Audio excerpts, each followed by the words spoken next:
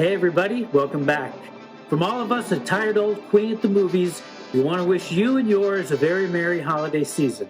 Now let's go see the one and only, the Tired Old Queen at the Movies, Steve HAYES. Ho, ho, ho, ho! Merry Christmas, Johnny! Come on in! Ho, ho, ho, ho! Hey, Rudolph's waiting. Merry Christmas, honey!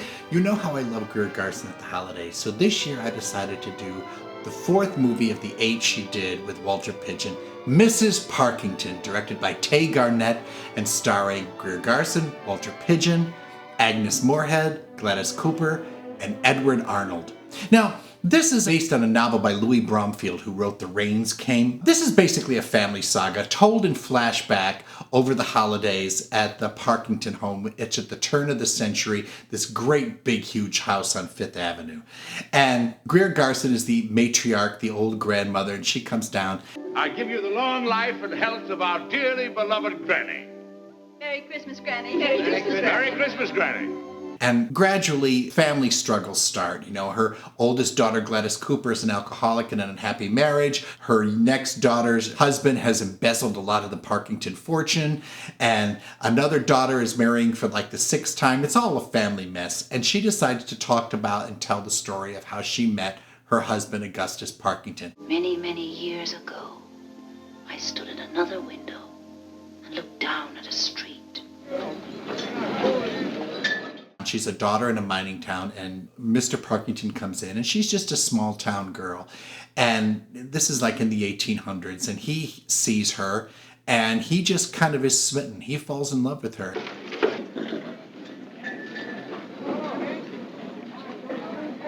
Her mother is killed in a mining accident, and suddenly she has no one. So he just up and marries her. He calls her Sparrow.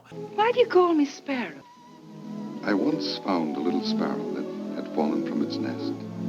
And she has a feisty disposition, and yet she is kind of determined that she loves this man and she's going to make it work.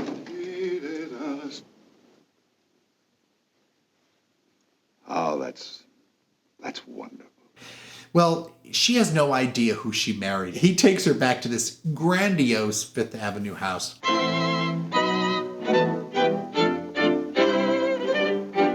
He then goes, while she's sleeping, to visit his ex-mistress, who is French and played by Agnes Moorehead in one of her great characterizations. And Agnes Moorehead says to him at one point, open the windows. Gus, open the windows. So he opens the window and she goes, not very beautiful, am I? This is the real me, Baroness Aspasie-Conti, without war paint. Spacia, I need you. I need you to help me. Would you help me with my wife? She's a young girl. She knows nothing. She's just young and beautiful. You want me to help you? All right. You are my friend.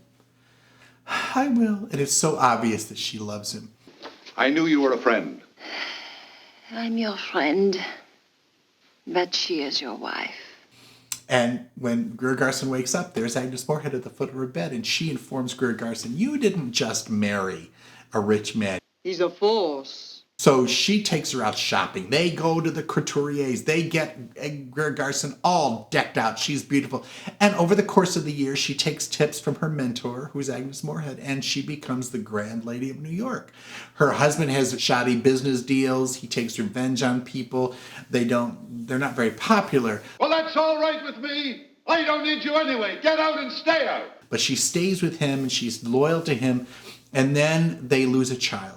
And she falls into a deep depression, and he can't take it anymore. He likes the glamorous life. He loves being that. He's sad, but he wants to keep going. So he goes to England, and she's in a depression. And Agnes Moorehead goes to visit her and informs her that her husband has been having an affair in England with one of the great ladies in London. This Lady Nora Ebsworth. Oh, but I'm chattering on and on. Oh, this is not important. Lady who? And that's the only thing that rouses her out of her depression. And with Agnes Moorehead, they go to London. Lady Nora Ebsworth. And they meet the next king of England, played by Cecil Calloway. And he takes a shine to her. And she just takes the place by storm, and she makes her husband fight to get her back. I'd almost forgotten what a handsome husband I had.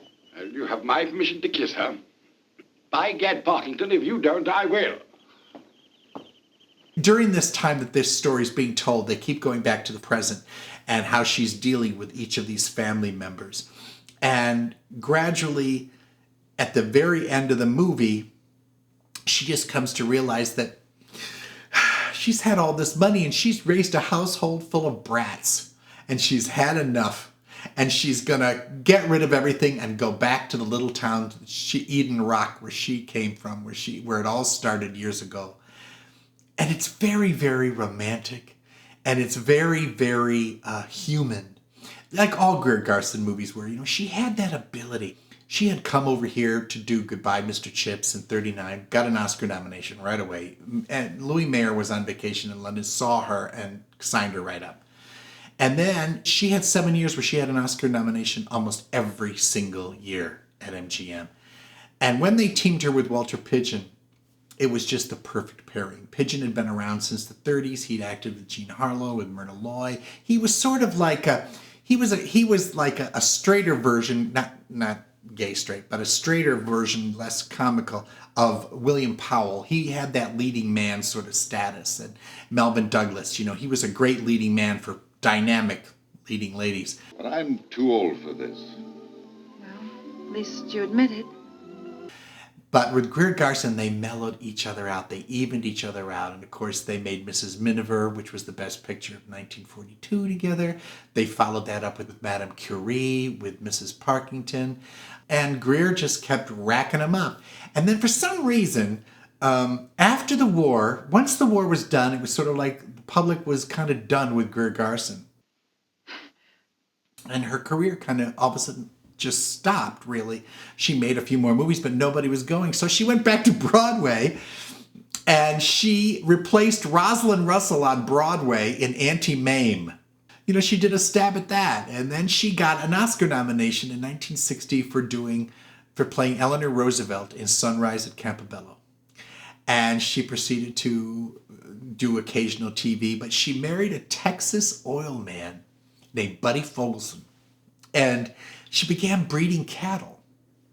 And she brought over these Shropshire cows and bred them with cows from out there and developed a whole new breed on her own. And when she died, she was one of the wealthiest women in Texas, and she left a huge fortune to Southern Methodist University in the theater department. So, she was a real philanthropist, and she was very, very respected and very loved. Walter Pidgeon had a great career. He just kept right on going. But the picture is really taken by the supporting cast. The picture is taken by Agnes Moorehead. It made tears come. Not in my eyes, that would spoil my makeup, but in my heart. Agnes Moorehead fought for this part. She had come with Orson Welles in the Mercury Theater, and she was in Citizen Kane. She was Charles Keynes' mother. And then she won the New York Film Critics Award for The Magnificent Ambersons. She played Fanny. And she should have had an Oscar for that. Ironically, Greer Garson won that Oscar over her. When she heard about this part, she went right to the front office at MGM and she said, "I want that part." And they said, "Well, she's a great beauty." She said, "Yes, and?" And they said, "Well, she's French." "Yes, and?" She did this impeccable. She does this incredible French accent that I can't even remotely get close to. But she is amazing in it, and she's so beautiful and so elegant, and you almost kind of forget the fact that you've ever seen her before. She's so great. And what is more impressive than a beautiful woman, huh? Now, what do you want Gus to do? Spend fortunes on other women? Gladys Cooper, another one who had played like the horrible nun to Jennifer Jones in The Song of Bernadette, the cruelest of the cruel, She plays the daughter, the oldest daughter of Greer Garson in this. She's the Duchess of Brancourt, and she's drunk through the whole movie. She comes in and she says, "Where's grandmother? Well, Christmas won't be Christmas without grandmother. Where's grandmother?" Who's royal? You? Madeline and our 4 husbands? Jack? Me? I think we stink. Alice. She sits down. "Where's the drink?" She's so great. You never see Gladys Cooper like that. It was so great to see her let her hair down and do that. Tay Garnett, who directed it, had directed, big movies like China Seas with Clark Gable and Jean Harlow and Roz Russell that we saw, and which I love. And also The Postman Always Rings Twice with Lana Turner and John Garfield. He was a really good director. You could put him into anything and he just made it work. This is quintessential MGM luxury. The sets, the costumes. It is so rich and so glorious. It has a great feeling for holidays and it has a great feeling for family. And I think it's the perfect way to say Merry Christmas from all of us at Steve Hayes' Tired Old Queen at the Movies. Greer Garson, Walter Pidgeon, Agnes Moorehead, Gladys Cooper, Edward Arnold, Dan Duryea, Lee Patrick, everyone but the kitchen sink in Mrs. Parkington. Merry Christmas. Let's all go to the lobby. They were short Longhorn cows. Let's all go to the lobby to get ourselves a treat. Who thought they were sheep? The popcorn can't be beat.